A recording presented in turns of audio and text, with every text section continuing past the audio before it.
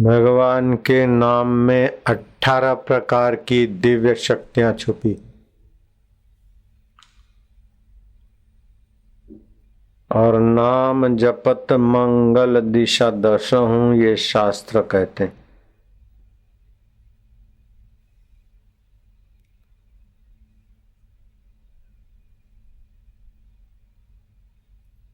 तुलसीदास महाराज, चाहे स्वामी राम तीर्थ, चाहे गदाधर में से बने रामकृष्ण परमहंस, चाहे नामदेव महाराज, चाहे वशिष्ठ जी महाराज, भगवान राम के गुरु, भगवान नाम में और भगवान नाम के बीज मंत्रों में 21 बीज मंत्र है, विलक्षण लक्षण छुपे। बीज मंत्र उसको बोलते हैं जिसका कोई विशेष अर्थ आप लंबा चौड़ा नहीं खोज सकते, लेकिन उसके फायदे, उसके उच्चारण से आपके शरीर के अमुक अवयव, अमुक केंद्र प्रभावित होते हैं, तो आपके मानसिक, बौद्धिक और शारीरिक रूपांतर जादू की नहीं होते। तो भगवान के नाम में 18 प्रकार के फायदे हैं। जैसे ओम नमः शिवाय जप करते, ओम नमो भगवते वासुदेव जप करते, नमः शिवाय, हरि ओम आदि, तो एक तो दुखों का प्रभाव आपके चित्त से हर लेता है नाम। हे राम राम, कितना भी दुखी हो, राम, हरि, कृष्ण, गोविंद, माधव, अच्युत, जो भी भगवान के नाम दुखों के प्रभाव को हर लेगा। दूसरी बात, संसारी वासनाओं को क्षीण कर देगा और भगवत प्रीति का धीरे धीरे रस प्रकट होता जाएगा। जैसे भोजन करते हैं न, तो मुंह में रस भी बनता जाता है और भूख भी मिटती जाती है, पुष्टि भी होती जाती है। ऐसे भगवान नाम का, गुरु मंत्र का आश्रय लेने से नीरसता मिटती जाएगी, सरसता बढ़ती जाएगी और मन बुद्धि पुष्ट होता जाएगा। कितना फायदा है भगवान नाम गुरु मंत्र से। तीसरा है पाप मिटाने की, पापमय वासना क्षीण होती है और पुण्यमय वृत्तियां बनने लगती है, पुण्यमय भाव बनने लगते। जितने जितनी पुण्यमय वृत्तियां अधिक, उतना आदमी प्रसन्न, सुखी और सुनिश्चय करने वाला। जितनी पापमय वृत्ति, उतना वो दुखी, खिन्न और कुविकसित रास्ते, कुमार्ग पे जाने वाले की प्रेरणा, ऐसी वृत्तियां बनती है।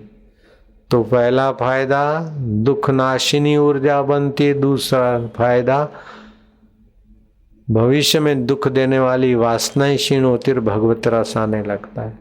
तीसरा फायदा पाप मिटे और पुण्य बढ़े, ऐसा सद्भाव का संचार होने लगता है भगवान के नाम से। चौथा फायदा संसारी वासनाएं और आकर्षण कम होने लगते और भगवान का सत्संग और कथा और सत्कर्म में प्रीति होने लगती। पांचवा फायदा होता है चित्त की चंचलता मिटने लगती और मन की पाप वृत्तियां कम होने लगती है और मनोराज्य, ऐसे ही फालतू विचारों में भी शमन होता है, कुछ कमी होती। छठा फायदा होता है कि अंतरात्मा परमात्मा की प्रेरणा प्रसादी मिलने लगती। अच्छे को अच्छा, बुरे को बुरा समझने की सूझबूझ बढ़ने लगती है नाम का आश्रय लेने से। अंतर्यामी परमात्मा की प्रेरणा, वास व्यवहारिक ज्ञान में अच्छी सूझबूझ आने लगती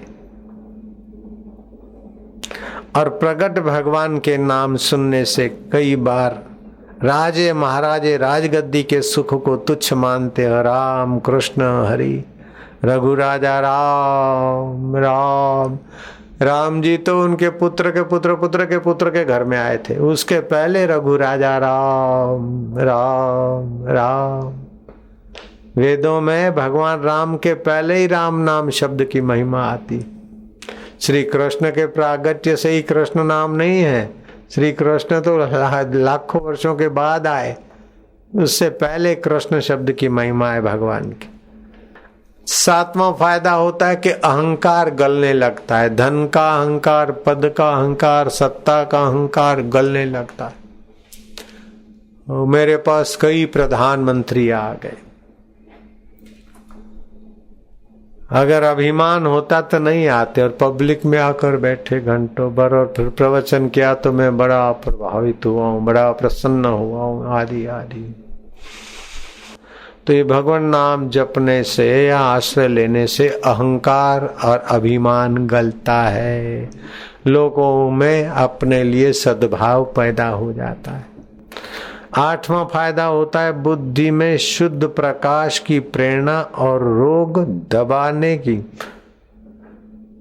जरूरत नहीं पड़ती। रोग प्रतिकारक शक्ति रोगों के कणों को भगाती रहती। ये फायदा है जापक को। कितने ऊंचे फायदे हैं।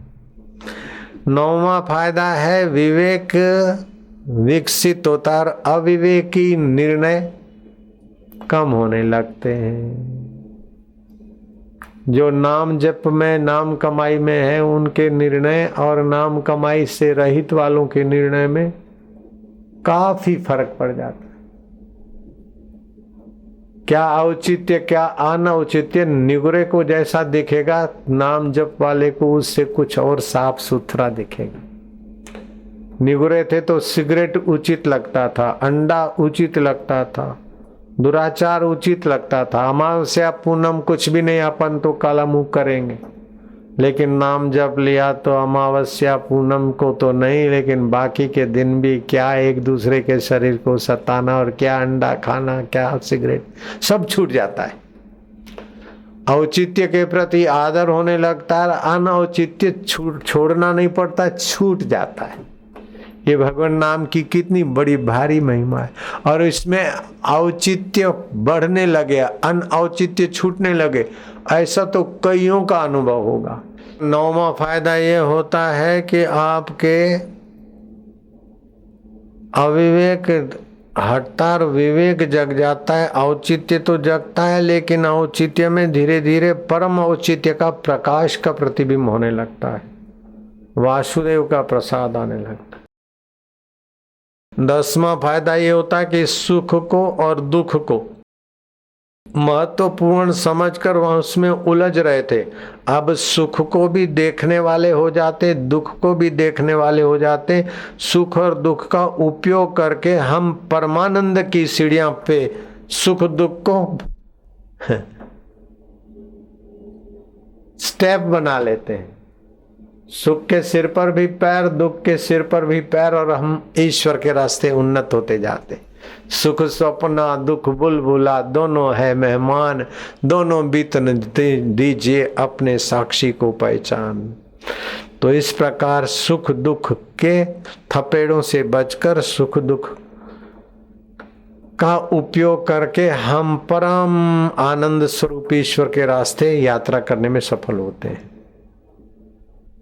सुख दुख के भोगी न बनकर उनके शोधक बन जाते हैं।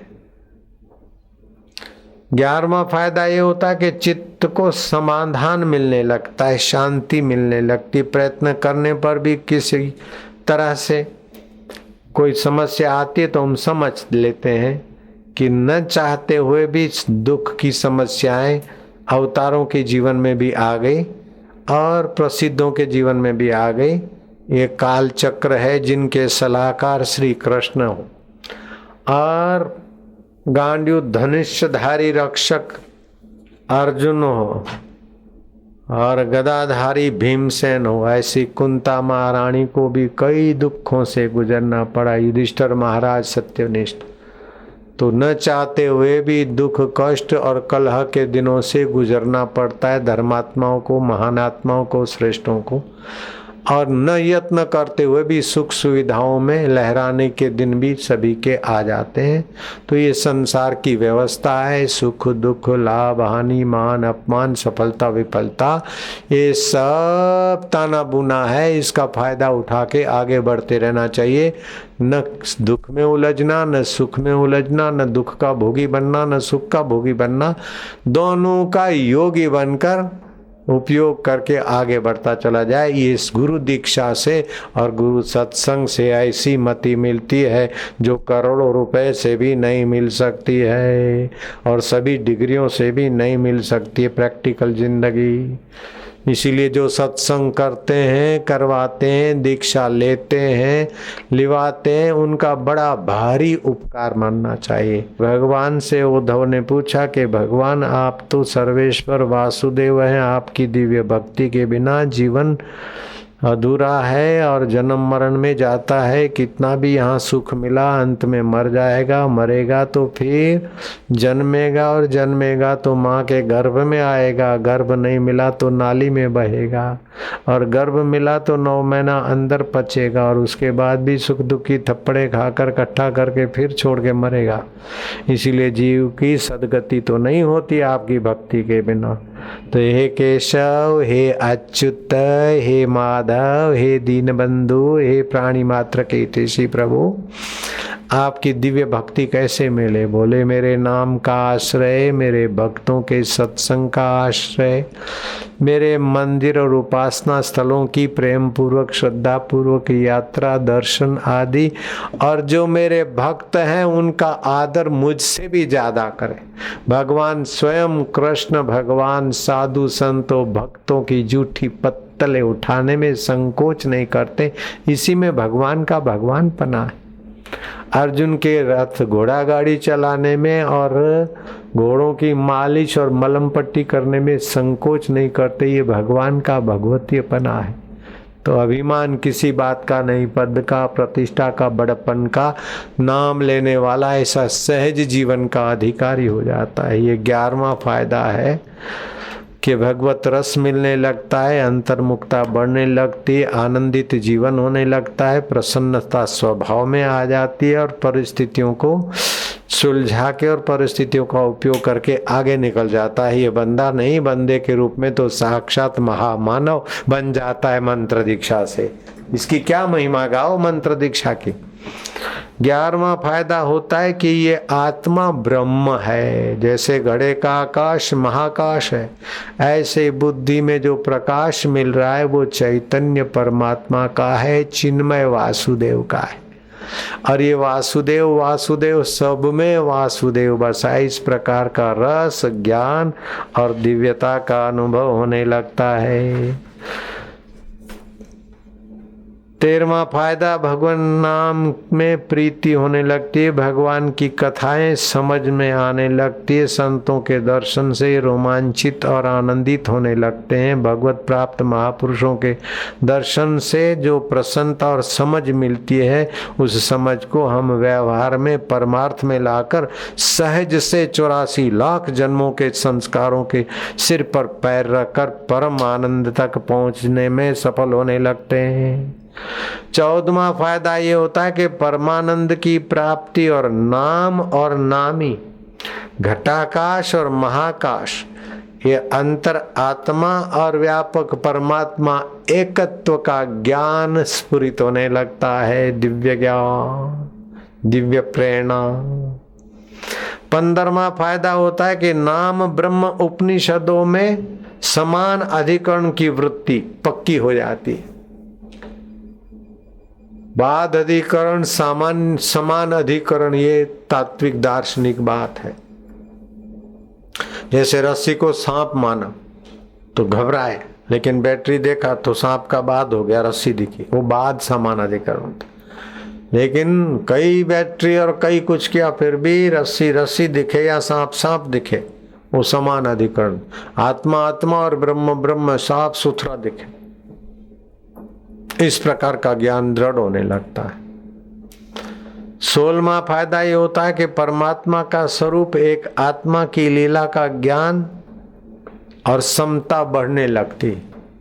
जैसे चावल की देग में एक कौर चावल को देख लिया तो पूरी देग को देख लिया, ऐसे ही अपने आप को जान लिया तो परमात्मा को ठीक से जान लिया। एक कौर चावल तुमने खाया तो पूरी देग का तुमने अनुभव ले लिया।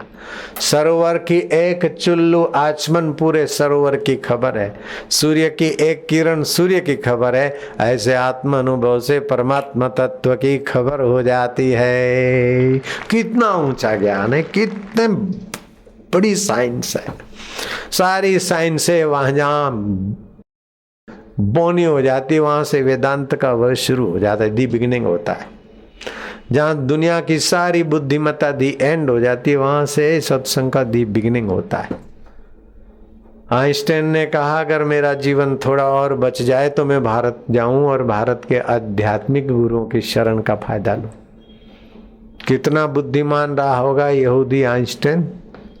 और अभी अगर मेरा, उन्हें अपनी विल में लिखा कि अभी मेरी आयुष्य थोड़ी बच जाती तो मैं हिंदुस्तान जाता आध्यात्मिक संतों का फायदा लेने। भले मेरे पास नहीं आते तो मेरे गुरु जैसे महापुरुष के पास जाते और आइंस्टाइन का भला हो जाता। इतनी खोज के बाद भी उनके जीवन में वो तृप्ति नहीं जो लीलाशाह बापू के चरणों में बैठने से आसाराम के पास है और आसाराम के सत्संग में बैठने से आपके पास है, वो उसके पास नहीं थी। आदमी सज्जन था, एकाग्रता का धनी था। बैठे बैठे खोज में ऐसा खो जाता कि मित्र आकर उसका टिफिन चट कर लेते और फिर बोलते कि मैंने खाना खाया, तो देखते टिफिन खा ली तो अरे मैंने खाया होगा मुझे पता नहीं काम करने लग जाते। इतने एकाग्रता के धनी थे, फिर भी गुरु दीक्षा नहीं थी तो बेचारों का जीवन बेचारे होकर संसार से मरे। 16वां फायदा होता है परमात्मा का स्वरूप, एक आत्मा की लीला का ज्ञान, समता बढ़ती है। सुख दुख लाभ हानि में ये आने जाने वाली प्रकृति में लहरें हैं और पानी जैसे समुद्र में ऊपर उतार चढ़ाव, झाग फिरना, बुलबुला, अंदर शांत, ऐसा अनुभव होने लगता है।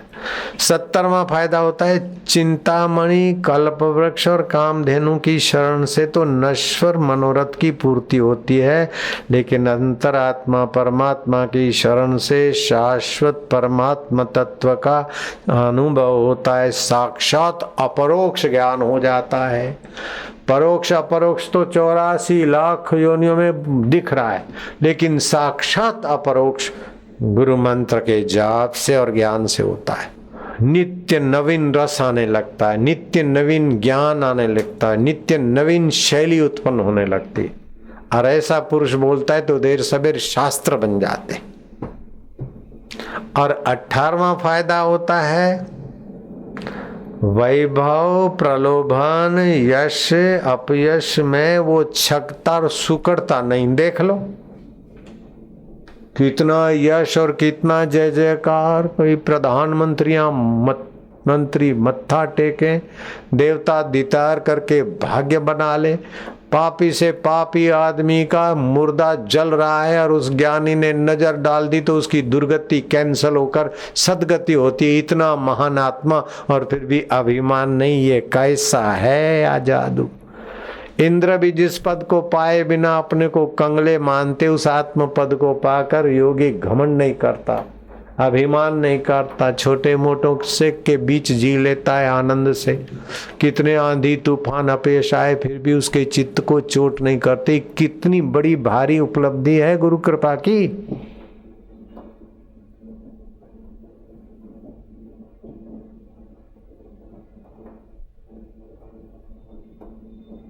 और 18वां फायदा यह है वैभव, प्रलोभन। इंद्र पद का वैभव नन्ना हो जाता है, ऐसा आत्म वैभव। और अप्सराएं और क्या क्या नर्तकियां साधना काल में आ जाती, चल रही ठगनी ठुमक ठुमक नैनन को क्या ठुमकावे, तेरे हाथ कबीरा नहीं आवे। तो इस प्रकार का रूप। अब 22 साल की उम्र थी, बापू कितने स्मार्ट थे, कितनी लाली टपटपा रही थी। और मिसिस बापू भी कितनी श्रद्धा भक्ति से बापू के पेश आ रही थी, फिर भी संयम से रहे और 7-7 साल अलग से गुजार लिए। तो और उसका फल अभी भी बापू को और बापू के इर्द गिर्द वालों को मिल रहा है। ये कैसा वैभव है, ये आत्म वैभव है। इसके आगे इंद्र का वैभव बोना पड़ जाता है, नन्ना पड़ जाता है। इंद्र के वैभव तो यह है कि अप्सरा नाचे, यक्ष गाएं, किन्नर नृत्य करें और तब इंद्र को आनंद आए। और ये महापुरुष तो जहां जाए उनको देखकर लोगों को आनंद आ जाए। ऐ है बोलो ना, ऐ है। ओम नमो भगवते वासुदेवाय। उनके देवी कार्य में जुड़ने वाले के भाग्य की कौन सराहना कर सकता है। ऐसे ब्रह्मज्ञानी गुरु के दैवी कार्य में जुड़ना मतलब वो ब्रह्मज्ञानी के साथ पार्टनरशिप करना, और पार्टनरशिप में तो नफा और नुकसान हो सकता है, लेकिन आध्यात्मिक पार्टनरशिप में नफा ही नफा है, नुकसान का तो नन्ना पैदा ही नहीं हुआ। हमने गुरु जी के देवी कार्य में पार्टनरशिप तो शब्द मैंने जोड़ा है, देवी कार्य में हम जुड़ गए, जो भी सेवा मिली खोज ली कर ली। ऐसा नहीं कि गुरु जी दिन भर सिर खपाते रहे ये करो, तो हमारे में और गधे में क्या फर्क है। उत्तम सेवक सेवा खोज लेता है, मध्यम सेवक को संकेत किया जाता है कि भाई सेवा कर लेना, कनिष्ठ शिष्य को बोला जाता है कि तू एक सेवा कर, दूसरे में इधर उधर देख मत। और कनिष्ठ तर तो सेवा का बिल्ला लगाकर घूमते रहते और गुरु से भी मान लेके भाग जाते। अरे जरा सा मान लेके क्या भागा, उसकी सेवा में लग जा तो भागीदार बन जाएगा। जरा सा मान लेकर वाहवाही लेकर संत के सानिध्य में भाग गया तो क्या फायदा, क्या थोड़ा सा फायदा, क्या तनिक। सम्राट के पास आकर 4 पैसे का नाश्ता लेके भाग गया था तेरे की। हमने तो 4 पैसे के नाश्ते से गुरु का सानिध्य का फायदा नहीं लिया, हमने तो गुरु के सानिध्य में अपने मैं को मिटा दिया, तो गुरु ने अपना गुरुत्व भी हमारे में उड़ेल दिया। तो ये 18 प्रकार के ये फायदा है, 15 प्रकार के दूसरे हैं, ये कुल मिला के 33 प्रकार के फायदे होते हैं। हरि ओम,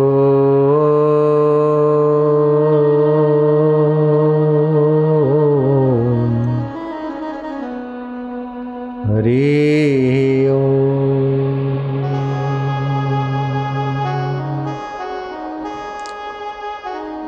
हरि ओम, हरि ओम,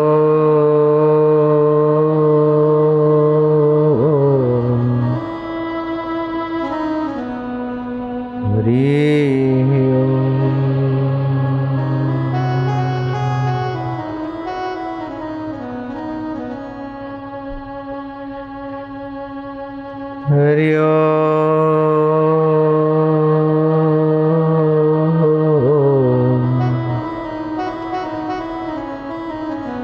हरि। 15 शक्तियों का विकास होता है। हरि ओम,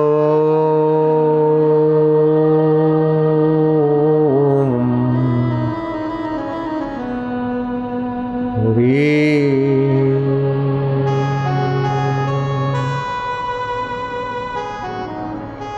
18 शक्तियां कौन सी विकसित होती है बताया था, और 15 शक्ति ओमकार के संपुट वाले मंत्र से, ओमकार से विकसित होती है। वो सुन लो, आप अकेले में बैठकर कहीं भी ओमकार का ऐसे जप करते हो तो आपका ये उच्चारण ब्रह्मांडीय ऊर्जा के साथ एक हो जाता है। इससे भुवन पावनी ऊर्जा बढ़ती है, रक्षण शक्ति का विकास होता है। ये पाणिनीय मुनि ने विस्तार में 19 ओमकार के उच्चारण से 19 शक्तियां, रक्षण शक्ति, गति शक्ति, कांति, आपके वाणी में और आपके मन बुद्धि में इस ओमकार के उच्चारण की कांति चमचमाएगी, आप दबू नहीं रह सकते। उज्ज्वलता और आभा का विकास होगा। फिर ये ओमकार का उच्चारण और विश्रांति आपके जीवन में प्रीति शक्ति, अंदर की प्रीति जगाएगी, और आप अंदर से प्रेममय होंगे तो आपको देखकर लोग भी प्रेम करेंगे। सेल्समैन मीठी मीठी बातें करे तभी भी शंका रहेगी, और हम जरा खड़ी भाषा में भी बोल दे कि कल जो नहीं आए हाथ ऊपर करो, जो कल नहीं आए हाथ ऊपर करो। क्यों नहीं आए? तुम्हारे बाप का राज है, गलती किया, कान पकड़ो। कान पकड़ रहे लेकिन बुरा नहीं मानते, जयराम जी की हो गया। तो इस प्रकार की प्रीति शक्ति आपकी जागृत हो जाएगी। कान पकड़वा दिए इतने लोगों को, सेल्समैन ऐसा करे तो कोई नहीं आता दुकान पे, अब मेरी ग्राहकी बढ़ रही है। तो ये ओमकार के उच्चारण से इस प्रकार से भगवत की प्रीति शक्ति जागृत होती। देखो मैं कैसा रुबाब से सत्संग करता हूं, कान पकड़वाता हूं, कई बार पकड़वाए, हजारों हजारों लोगों के होलसेल में। तो ये आपकी प्रीति शक्ति जागृत होती। फिर तृप्ति शक्ति, आप अपने आप में तृप्त रहेंगे। जैसे बच्चा अपने निर्दोष बच्चा अपने आप में तृप्त होता है तो उसको देख के दूसरों को आनंद आने लगता है। और जब वो अहंता ममता में आता है, अतृप्त होता है, तो उससे लोग बचते, फिर उतना प्यारा नहीं लगता। फिर छठी शक्ति है अवगमन शक्ति, दूसरों के मनोभावों को जानने वाली शक्ति विकसित होती है इस ओमकार संयुक्त गुरु मंत्र जप से। सातवीं शक्ति है प्रवेश अवंती शक्ति, अर्थात सर्व अंतस्युत। मेरा रायपुर में सत्संग था, छत्तीसगढ़ में, तो ये आश्रम तो था, लेकिन मैं आश्रम में बहुत लोग दिन रात आते, तो मैं कोई फार्म हाउस में रहने को व्यवस्था करना कह दिया, तो दूर एक फार्म हाउस में हम रहने चले जाते थे। तो फार्म हाउस का जो मालिक था वो अपनी पत्नी से दूसरे दिन मिलने आया कि बाबा जी कोई आपको तकलीफ तो नहीं है, या आपको पसंद है नहीं है, आप उसका शिष्टाचार। मैं कहे तो सब ठीक है, लेकिन आप इधर आओ जरा, चश्मा उतारो। मैंने एक्सरे किया, मैं क्या आपको ये तकलीफ है? तो उसकी पत्नी नजीक थी, वो सुन रही थी, तो हंस पड़ी, बोले बापू जी ये सर्जन है और रायपुर में इनका बड़ा नाम है, अपनी प्रैक्टिस करते हैं, एक हॉस्पिटल इतनी सारी चलती है कि अब दूसरी हॉस्पिटल बना रहे हैं हम। मैं कहा सर्जन है, एमडी है, सब कुछ है, लेकिन ये तकलीफ आपको है कि नहीं है? बोले हाँ है तो सही। मैं क्या ऐसा ऐसा करना मैं बिल्कुल पक्की बात बोलता हूँ। आज भी आप इंक्वायरी कर सकते हैं कि बापू किस फार्म हाउस में रहते और कौन से सर्जन थे, मानेंगे आज भी। तो ये बापू का चमत्कार नहीं है, गुरु मंत्र की लीला है, भगवती सत्ता की महिमा बता रहा हूं। तो प्रवेश अवंती शक्ति अर्थात सर्व अंतस्युत, आपके स्थूल शरीर नहीं, सूक्ष्म शरीर और कारण शरीर तक की गहराई में आप निगाह डालते ही उसका समझ लोगे। मेरे गुरुदेव के पास कोई आता और गुरुदेव जब उसको ऐसा तो हम दंग रह जाते, फिर हमको पता चला कि ऐसा होता है।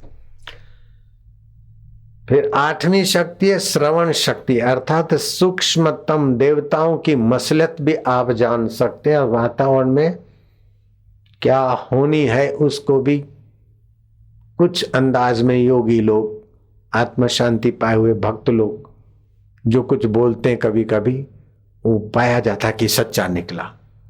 इसमें पढ़े अनपढ़े नहीं, जो भी शांत चित्त है, पवित्र चित्त है, उनके चित्त में कभी कभी ऐसे स्फुरण होते हैं जो सच्चे साबित होते हैं। नौवीं होती है स्वामर्थ्य शक्ति, अर्थात नियामक शासक शक्ति। हजारों लाखों बैठे और आपकी निगाह पड़ी, बैठ जाओ तो उसकी ताकत नहीं उठे, शांत हो जाओ तो ताकत नहीं कि हल्ला हो।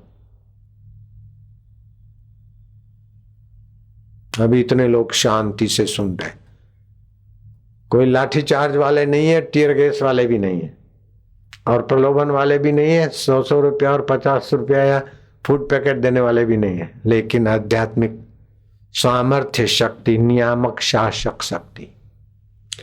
10वां है याचन शक्ति, प्रार्थनीय व्यक्ति की उचित मांग को शुभ कामना से पूर्ण करने की आशीर्वाद देने की शक्ति। इस भगवान के मंत्र की साधना में कैसी कैसी शक्तियां छुपी। 11वीं है क्रिया शक्ति, निरंतर क्रियारत रहते हुए भी आप अपने को कर्ता भोक्ता या सुखी दुखी न मानकर अपने आप में तृप्त रहेंगे। ऐसा भी दिखाई दिया मेरे गुरु जी के जीवन में, राम तीर्थ के जीवन में, और भी महापुरुषों के जीवन में। आपको मेरे जीवन में भी दिखता होगा, दिखता है कि नहीं दिखता? दिखता है, कुछ दिखता है। 12वां होता है इच्छित शक्ति, अवंती स्वयं निष्काम होते हुए भी शुभेच्छा प्रकाशक। और 13वां होता है दीप्ति शक्ति। पाणिनीय मुनि के अनुसार मैं सुना रहा हूं, अंधकार नाशक ज्ञान प्रकाश फूरने लगेगा। आपके पास प्रमाण पत्र, सर्टिफिकेट अथवा पोथियां किताब नहीं हो, लेकिन आपके अंदर से जो स्वयंभू संस्कार और ज्ञान प्रकट होगा, उससे आप तो तृप्त होते जाएंगे, सामने वाला भी मानकर निहाल होता जाएगा। पोथियां पढ़कर बोलने की जरूरत नहीं पड़ती। रटा रटाया किसी विषय पर भाषण करने के लिए तैयारियां करके नहीं आना पड़ता। बस बोलना शुरू हुआ तो बस वही साधना का पहले वाला जो संस्कार है, खजाना है, वो खुल जाता है। 14वीं है व्यापिनी शक्ति, पाणिनि मुनि के अनुसार।